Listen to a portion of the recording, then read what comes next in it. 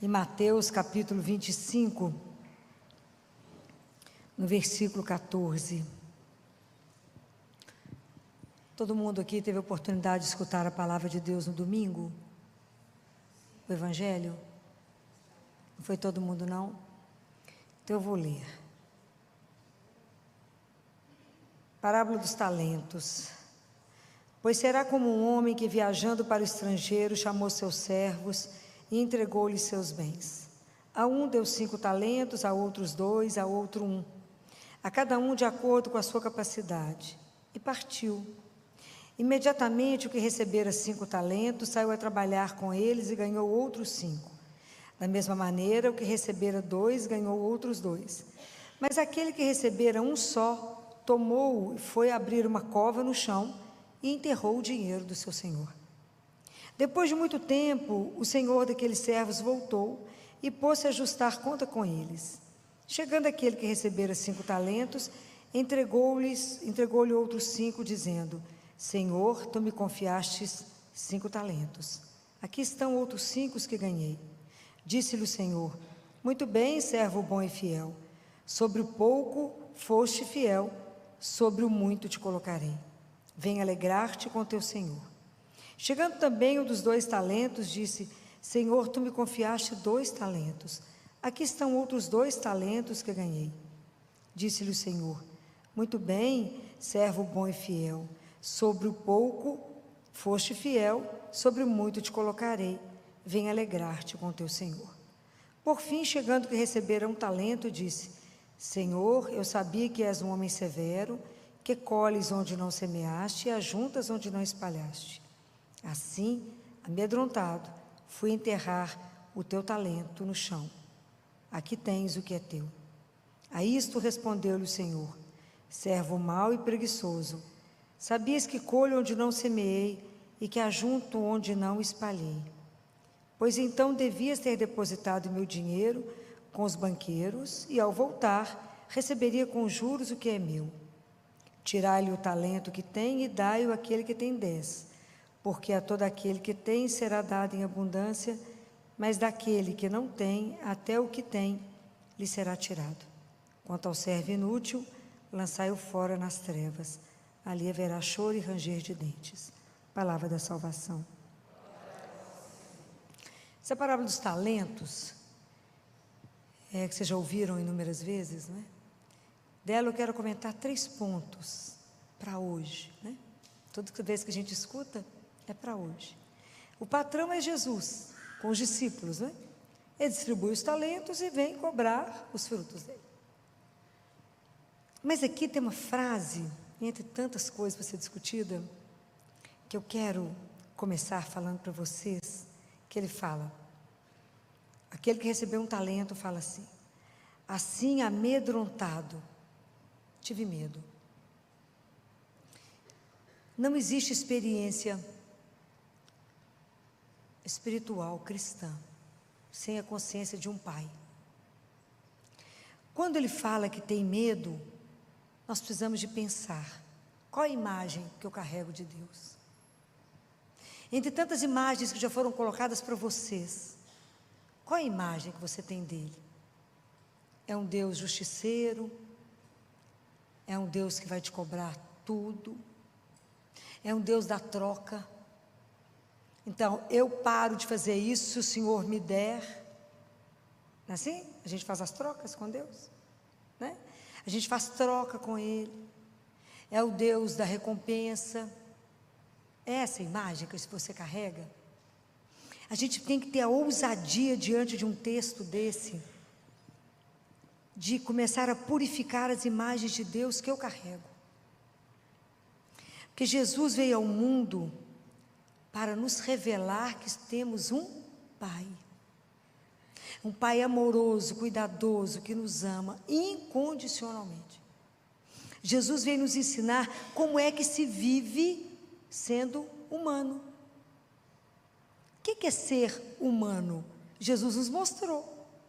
Então, quem é o nosso modelo? Ele. É com Ele que a gente aprendeu. Então, se eu não tiver uma experiência de pai, eu não vou dar conta da minha caminhada. Olha o que está escrito em carta de São Paulo aos Romanos, no capítulo 8, no versículo 15 está escrito: com efeito não recebestes um espírito de escravos para recair no temor, mas recebeste um espírito de filhos adotivos, pelo qual clamamos, Abá, Pai. O próprio Espírito se une ao nosso espírito para testemunhar que somos filhos de Deus. Isso é para fazer a gente tremer de alegria. Então Jesus veio nos revelar, porque nós, na nossa miséria, na nossa fragilidade, nós nunca ousaríamos chamar Deus de meu Pai, nosso Pai, nunca. Ele que veio colar em nós, Ele que veio atrás de nós, Ele que pegou cada um de nós, carregou no ombro, Ele que nos buscou e não desistiu de nos reencontrar. Cada vez que a gente desistiu dele, sumia, dava um perdido, a gente dava um perdido em Deus, Ele veio nos buscar. Só Ele que pode ter colado em nós. Ele pegou o nosso peso, o peso da nossa miséria, do nosso sofrimento, colou nele para poder nos carregar. Por causa de Jesus, nós conseguimos acesso ao Pai. Por causa de Jesus, eu posso chamar Deus de Paizinho. Por causa de Jesus. Ele nos ensinou que nós temos um Pai. Então, se nós temos um Pai, nós não precisamos ter medo. Eu não posso ter medo. Eu não posso ter uma relação com um pai, uma relação de medo, posso? Não, isso não é uma relação filial. Era essa a relação que Jesus tinha com o Pai? Não. Jesus viveu em função do Pai dele, ele fazia tudo para agradar o Pai. Nós vivemos dispersos, né? Como a gente não tem essa relação de intimidade com o Pai, a gente não observa como é que Jesus fazia, a gente se esconde de Deus. Quer esconder igual Adão e Eva. A gente se esconde, fala, eu tive medo e me escondi. Não foi assim que Adão falou com ele? Ele falou, onde estás? Ele falou, eu estive, depois que eles cometeram o pecado, porque o pecado, ele distorce a nossa forma de ver Deus. Distorce. Fala, ele vai te pegar. Ele vai cobrar. Tanto que às vezes as pessoas estão afastadas há tanto tempo de vir à igreja, tanto tempo de fazer uma adoração, há tanto tempo de vir até ele, fala, mas eu vou lá agora que eu estou precisando, Deus vai me cobrar, porque a gente acha que o amor de Deus por nós é igual ao nosso amor humano, que a pessoa some, quando ela aparece, a gente fala, agora você veio, né, que você está precisando. Deus não, quando a gente chega e fala, que saudade eu estava de você, que bom que você veio. É isso. Então nós precisamos descobrir essa filiação. Há uma personagem no livro da Clarice Lispector, de um romance, que tem uma oração singela e linda. É uma menina de joelho ao pé da cama, que reza assim: alivia minha alma, me faça sentir que a tua mão segura a minha mão, me ajuda a me amar, para que eu possa aceitar, compreender o amor de Deus por mim. Olha como é que é simples, e é tudo isso. Porque às vezes a nossa caminhada com Deus, o nosso compreender, é apenas pedir a Ele, me dá a mão, Senhor. E se dá a mão para o Pai, e deixar Ele te levar. É uma coisa absolutamente simples, mas é algo absolutamente de entrega, de abandono, de confiança. Porque você só vai dar a mão a alguém se você vai se sentir amparado para ser levado. Essa relação que Jesus quer resgatar. Não precisa ter medo. Não precisa ter medo de Deus. Está escrito na primeira carta de João: se o teu coração te condena, Deus é maior que o teu coração. Não há nenhum pecado que Deus não possa perdoar. Não há nada que Ele não possa fazer por nós. Então Deus deu para cada um de nós, o primeiro dom que Ele nos deu foi a vida. E aí Ele nos deu riquezas, para que a gente pudesse viver aqui como filho, assim como Jesus ensinou, e viver a beleza de ser um filho de Deus. E Ele deixou algumas riquezas, eu queria que vocês me contassem de 5 que Ele deixou. Vocês conseguem lembrar? 5 riquezas que Jesus deixou. Primeira delas é o batismo, porque pelo batismo eu me torno filho de Deus. Depois Ele me deu a crisma, que eu posso confirmar a minha fé. Eu já estou adolescente, estou maior, eu posso afirmar que eu creio, quero conviver e caminhar com Deus. Depois Ele nos deu a oração. Quando Ele nos ensina a rezar, Pai nosso, Pai nosso, toma conta de nós. Olhe por mim agora, me proteja do mal. E é tão interessante que a oração do Pai Nosso, ela é um antídoto da solidão. Eu falo, Pai Nosso. Às vezes, por mais sozinho que você esteja, um momento difícil que você está vivendo, quando você começa a rezar Pai Nosso, você já sabe que não está sozinho. Deus não nos abandona, gente. Mesmo que a gente esteja num momento tão difícil que não perceba. Deus jamais vai nos abandonar. Jamais. Cada um de nós é um filho absolutamente precioso de Deus. Isso vocês têm que guardar. O amor dele, eu repito isso muito para vocês, ele é único, é incondicional e é eterno. É eterno. Deus vai nos amar sempre. Eterno. Então a oração é uma riqueza, porque é uma forma que eu tenho de conversar com o meu Pai. Quantas coisas estão angustiado, que eu estou feliz, seja lá que situação aconteça, eu posso ir até Ele e falar, eu vim te contar uma coisa. Eu vim para dividir essa angústia. Eu vim para pedir ao Senhor que alivie meu coração. Eu vim para pedir ao Senhor que alivie o caminho. Está difícil? Eu vim pedir ao Senhor uma luz. Me mostre o que o Senhor enxerga que eu não vejo nesse caso. Eu vim falando nesse caso, porque eu sempre estou pedindo ajuda nos casos das crianças. Me mostra o que o Senhor vê. Me ajuda a aliviar. Me mostra se eu caso ou não, se esse é o marido certo, se essa é a mulher certa. Me mostra se eu compro ou não isso. Tudo a gente divide com o Pai, porque Ele sabe de tudo. E Ele nunca vai te dar uma opinião errada. Ele nunca vai te julgar no buraco, ao contrário, Ele vai te tirar dele. Ele nunca vai te ensinar alguma coisa que não vai fazer bem ao seu coração. Nunca. Então a oração, para mim, é uma das coisas que mais, que é o tônico da alma, né? É o que nos alimenta. Deus nos deu a palavra, porque a palavra de Deus nos alimenta, gente. Nos alimenta. Deus Pai fala para Catarina de Siena no livro Diálogo: Catarina, o meu filho disse assim: nem só de pão vive o homem, mas de toda palavra que sai da boca de Deus.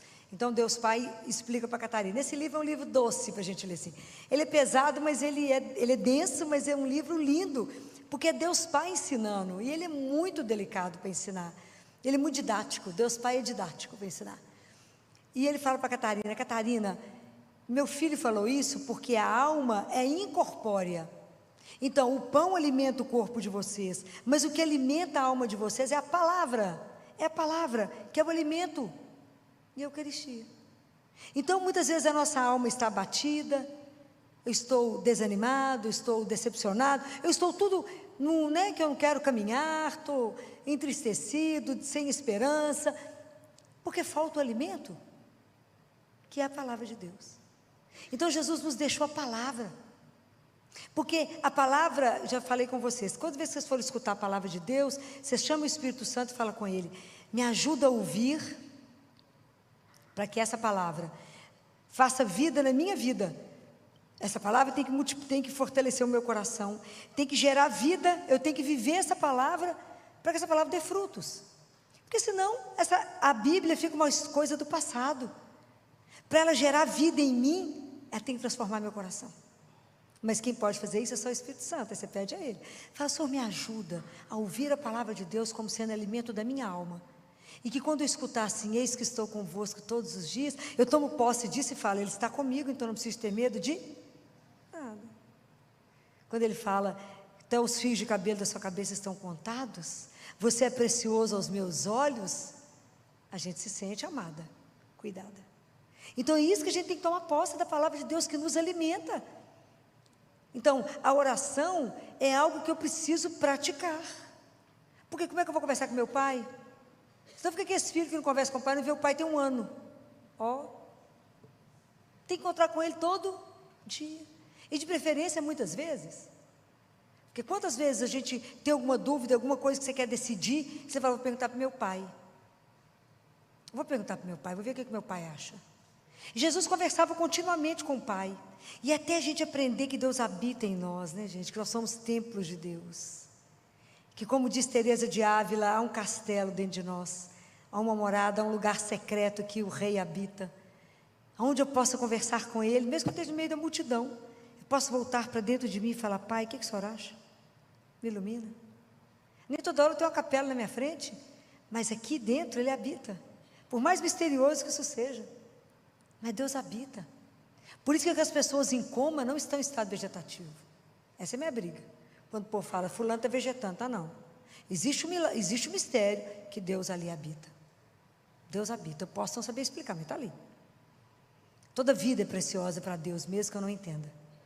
Fala, mas esse não produz nada, mas é real. Então eu preciso pensar nisso. Ele nos deu batismo, a crisma, a oração, a palavra. E mesmo com tudo isso, a gente erra. Pega que Ele nos deu a confissão. Confissão, gente, é o único tribunal, como diz o Padre Pio, que eu entro, assumo, sou culpado e saio inocentado. A gente precisa aprender a não ter medo de ir lá. O demônio é assim, o pecado ele é sedutor no início, ele é doce e amarga no fim. E ele te seduz para pecar e depois te põe medo para confessar. Você fala, eu vou lá contar isso, vou não, vai sim. Quem está ali é Jesus. Tem que ir lá falar as coisas, é assim. Ele é terrível, ele fica vigiando a gente. Fala, vou enrolar esse povo. A gente não pode deixar ser enrolado por ele, não. Né? Então, preste atenção nessas coisas, né? Quantas coisas eu já falei de riqueza que Deus deu?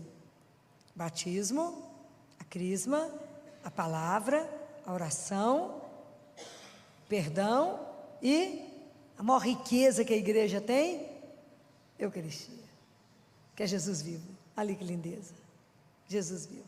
Que está ali, que a gente pode ir lá falar, Jesus, vim te contar um negócio, só nós podemos falar isso com Ele. E aí Ele sabe, você pode pegar do fim, sabe aquele negócio? Ele sabe. O que o senhor acha? Você não contou nada, Ele sabe tudo. Isso é espetacular, isso é espetacular. Eu não preciso explicar nada com detalhe, porque Ele já sabe. Aliás, Ele falou, quando vocês forem rezar, não multiplica as palavras não, porque o Pai já sabe o que vocês vão falar, antes que vocês abram a boca. É dessa relação que eu estou falando com vocês, porque nós não precisamos ter medo de Deus, mas Ele deu essas coisas todas para que na sua vida, isso trabalhe em você e você dê fruto. Esse é o dom, esse é o talento, que pelo fato de você ser filho, pelo fato de você saber rezar, pelo fato de você saber escutar a palavra, pelo fato de você pedir perdão no caminho que a gente erra, volta, e de se alimentar dele, você vai dar frutos no mundo, e vai revelar o amor a Deus e ao irmão. Porque qual é o fruto que nós temos que dar, qual é o talento que tem que multiplicar na nossa vida? É do amor. É isso que nós temos que aprender, gente. Aprender a amar não é uma brincadeira. Já falei isso mais de uma vez aqui. Amar aquele que te ama é fácil. A dureza é aprender a amar o inimigo. Fazer bem é o que te faz mal. Então, enquanto a gente não aprender isso na caminhada, nós não aprendemos nada do amor ao que luta. Não é fácil. Mas como é que eu consigo isso? Sozinha? Não, por quê? O que Jesus falou em João 15? Porque sem mim, nada. Então não adianta eu achar que eu sozinha vou dar conta de falar, agora eu vou melhorar do ponto de vista espiritual. Você não dá um passo. Eu dependo da graça de Deus. Então eu tenho que pedir Ele a graça. Senhor, arranca dentro de mim, ao que vocês comungarem, fala com Ele, arranca aquilo que não condiz com o fato de ser filho do Altíssimo. Tira da minha vida, tira pela raiz, Senhor. Aquele comportamento que não vos pertence, me tira, me cura, me mostra aquilo que está errado, me converte. Eu quero não mais pecar, não quero te magoar, não quero fazer nada errado. Então me ajuda na caminhada, porque o Senhor falou, sem mim nada.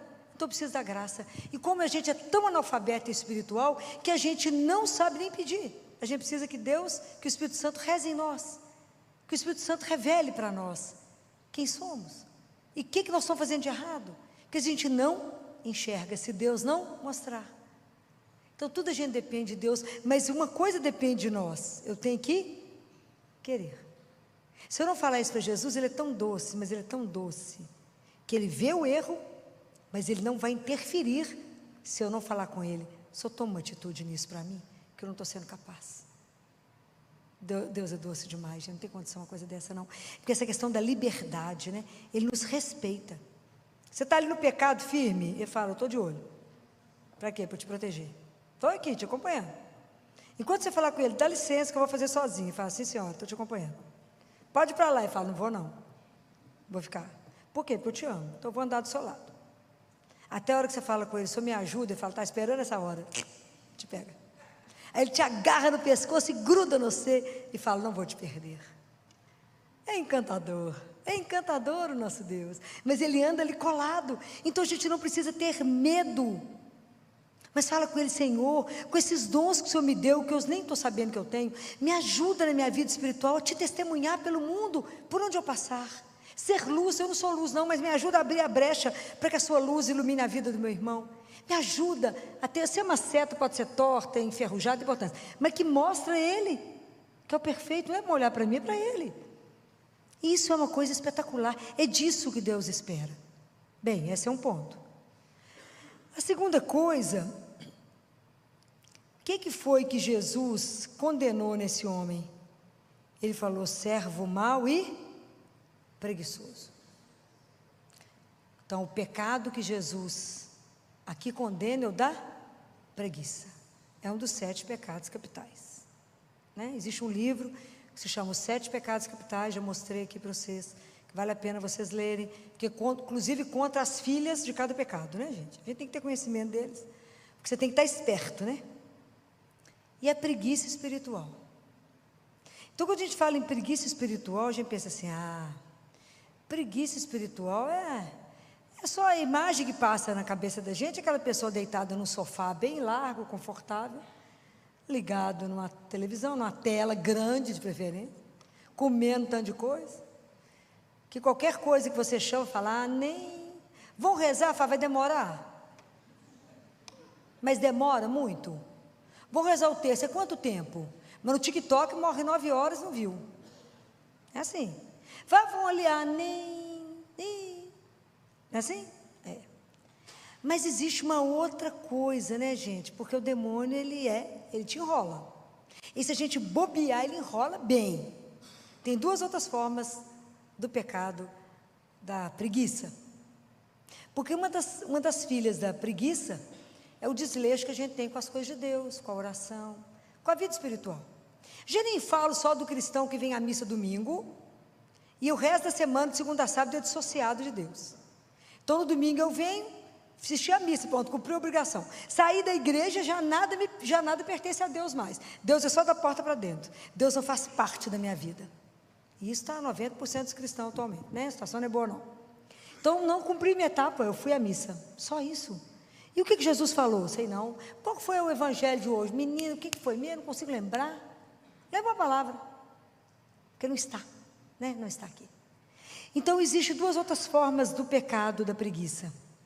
Um é aquilo que te faz se induzir, assim, que, mas fulano trabalha demais, gente. Trabalha tanto que transpira sangue. Não sobra tempo para rezar, coitado, porque ela transpira muito. Isso é um rolo na sua vida, cuidado. Cuidado. Porque eu já escutei isso demais. Filó, mas você trabalha demais, não precisa rezar não, Deus está vendo. Ele está vendo que eu estou caindo no buraco se eu não ficar esperta. Isso mesmo. Já escutei isso quantas vezes? Filó, é meia-noite, você vai começar a rezar, porque aí eu vou rezar para mim, né? Meu marido fala, mas vai rezar agora? Não, agora tem que acabar a minha parte. Tem que ter uma conversa no particular. Então, agora é a minha parte. Mas você está cansado, Deus viu o seu cansaço, eu sei que Ele viu. Mas quando eu não rezo, quem perde? É claro, você acha que Deus perde o quê com isso? Nada, eu que perco. E aí a nossa alma vai, sabe quando você vai, hoje não, estou com preguiça, hoje não, estou cansada, hoje não, tive isso, hoje não, de repente você não resta um ano. Isso é o pecado, que você vai deixando Deus de lado, porque afinal de contas, você é uma pessoa tão importante, tão ocupada, uma agenda pior do que a do Papa, é uma coisa fenomenal, tanta coisa, tanta ocupação, que Deus, não tem espaço. Está vendo como é que a coisa é sutil? É coisa sutil. Como da mesma forma aquela figura que só vive no esporte. Nada contra o esporte, tem que fazer esporte. Mas aquela figura viciada no esporte, que ela tem que fazer tanto tempo de tudo do esporte, que na verdade, somente aquele desocupado, que não é ocupado com o esporte 24 horas, tem tempo de sentar numa igreja. A vida precisa de uma palavra que se chama equilíbrio. Tem que ter tempo para tudo. E o Senhor do tempo é Jesus. E Jesus fala naquele livro em Cinieso: eu sou o Senhor do tempo, e o meu dia tem mais do que 24 horas. Experimenta isso. É espetacular. Viver isso com Ele é simplesmente espetacular. E tudo que vocês fizerem opção por Jesus, se Ele nunca vai tirar nada de vocês, Ele vai acrescentar. É espetacular. Não tem palavras. Porque essa experiência de Deus como Pai, essa experiência ela tem que ser vivida. Não tem jeito de ensinar para vocês, a não ser você pegar na mão dele, deixar ele pegar na sua mão e falar: vamos. Vocês têm que experimentar. Deus, ele tem que ser sentido, vivido, tocado. Jesus veio nos dizer que Deus pode ser saboreado. Provai e vede, provai e vede o quanto o Senhor é bom. Provai. É para degustar Deus. Essa experiência tem que ser única, você tem que experimentar. Você tem que passar por esse momento de experimentar o que significa eu ter um pai. E poder dizer a ele: Pai, me ajuda. Pai, me dá colo. Pai, eu estou com medo. Pai, eu preciso fazer isso. Esse desejo que está no meu coração é seu ou é meu? Se for do Senhor, que se cumpra. Se não for do Senhor, tira de mim. É simples, é uma conversa simples, clara, franca, porque já sabe tudo que eu vou falar. Não precisa nem enrolar. É disso que eu estou falando. Religião é algo para ser vivido. Deus é real, é concreto. Não é uma ilusão que está aqui, não. Essa parábola dos talentos é dita para mim hoje, que nós recebemos milhões de talentos que nós estamos fazendo com a nossa vida. Como é que eu revelo que eu sou cristã? Como é que eu revelo que eu sou filha do Altíssimo? Se na minha vida está igual de um pagão, está igual do mundo. Porque nós temos 3 guerras na vida, né, gente? Vocês sabem? A gente briga com o mundo, porque nós somos filhos de Deus, estamos inseridos no mundo, mas não pertencemos aqui. Nós somos estrangeiros. A nossa casa é o céu. Nós estamos aqui de passagem. Então nós não temos que ter cuidado com a sedução do mundo que quer nos enrolar. Mas nós somos filhos de Deus. A gente participa de todo mundo, mas temos os nossos critérios de filhos do Altíssimo. É o mundo. O demônio está de olho em nós, que, como diz São Pedro, ele nos ronda preparando um bote na jugular. Isso é Pedro falando. E a terceira é a carne. Submeter, fazer com que o Espírito submeta a carne, é uma guerra. Por isso que Jesus fala: o reino de Deus virá a vocês com muita luta. É muita guerra. Eu falo com Jesus: Jesus, aqui é muito pó e pouco Espírito. Faça ser muito Espírito e pouco pó. É uma luta, mas à medida que você vai tomando consciência e fala: não, estou pegado nessa bobagem, como diz Jesus, essas bagatelas de vocês, ele fala com a Gabriele: pode ir brincando, Gabriele, com esses brinquedinhos de vocês, essas bagatelas, porque isso lá fará qual diferença, Gabriele? Você vai levar o quê? Nada, Senhor. Então cuidado. Pensem nessas coisas, pensem nisso. Pensem que cada vida de cada um de nós tem um propósito. Deus criou cada um com amor infinito, convidou a gente à vida, e cada um de vocês tem um plano, tem um papel único no projeto de salvação. Cada uma aqui tem um projeto único. Aquilo que você não fizer, a hora que o pai se chegar lá, vai falar: está vendo isso aqui? Era para você. Eu te dei essa missão. Então eu falo com ele: Jesus, não me deixa passar ao largo da vida verdadeira, mas me põe para fazer aquilo que o Senhor mandou, porque é bom. Eu tenho certeza que tudo que o Senhor tem para nós é o melhor. Não me deixe ser seduzido pelo mundo na vã glória, na ilusão do poder, na ilusão de tanta coisa que o mundo coloca, que não leva para lugar nenhum. Tudo cai, tudo passa, tudo acaba. Somente Deus permanece. Então o objetivo de quando eu estou colocando essas coisas para vocês é para despertar vocês, é para deixar vocês atentos, porque como diz São Tomás de Aquino, o mal, para chegar perto de nós, ele chega sempre revestido do bem, senão ele não chegaria, a gente falaria: bu. E a última coisa que eu quero falar com vocês foi da primeira carta de domingo do Evangelho, da primeira leitura, desculpa, que foi do livro dos Provérbios, e que fala sobre a mulher, e fala que quem pode encontrar uma mulher de valor, que ela vale muito mais do que pérolas. Então eu queria que todos os homens aqui me desculpem, me permitam, eu queria falar com vocês que existe uma coisa que a mulher precisa, é descobrir o talento de ser mulher. Não é brincadeira ser mulher, mas é algo espetacular. Quando Deus viu que o homem estava só, Ele criou para o homem uma mulher. E a mulher, ela é algo inexplicável. A mulher, ela dá conta de controlar tudo de uma forma que todo mundo fica chocado.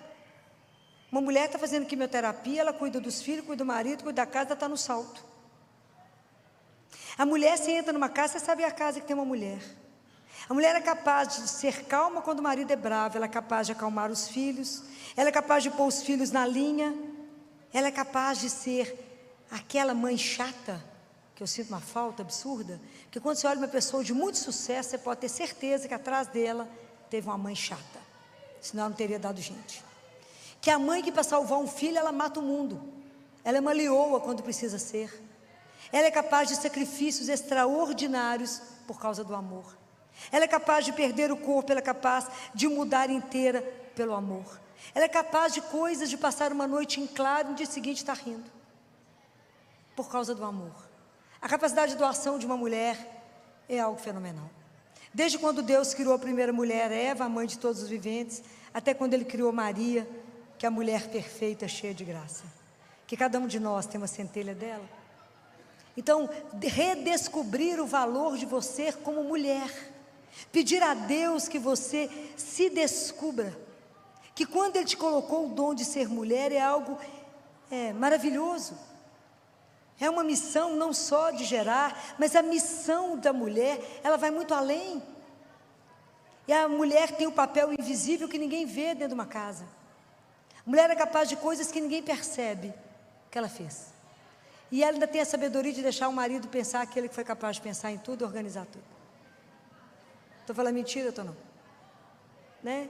Então, essa capacidade de cuidar, do cuidado que a mulher tem, que ela exerce nessa questão dela, mesmo aquela mulher que não gerou filhos, ela é capaz de gerar filhos de uma outra forma, no cuidado, no amor, no zelo.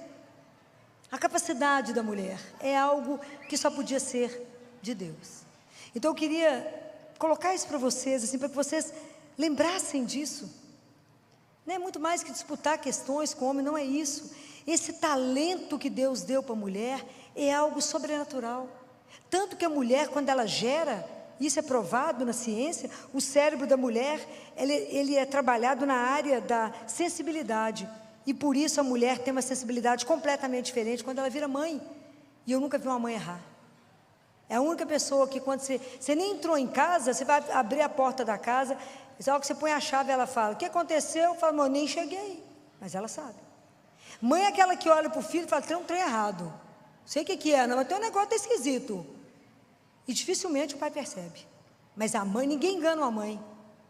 Por isso que os olhos de uma mãe é os que mais se parecem com os olhos de Deus. Não é capaz de esquecer. Então eu queria lembrar a vocês que Nossa Senhora, mesmo que ela tenha sido imaculada, cheia de graça, a mãe de Deus, teve tudo, foi o sacrário vivo, foi tudo que foi. Ela, antes de tudo isso, quando ela esteve aos pés da cruz, Jesus chamou ela de um nome, qual foi? Mulher. Então, antes de qualquer coisa, ela é mulher. Que Nossa Senhora nos ajude a desenvolver o talento de ser mulher. Louvado seja nosso Senhor Jesus Cristo. Para sempre seja louvado.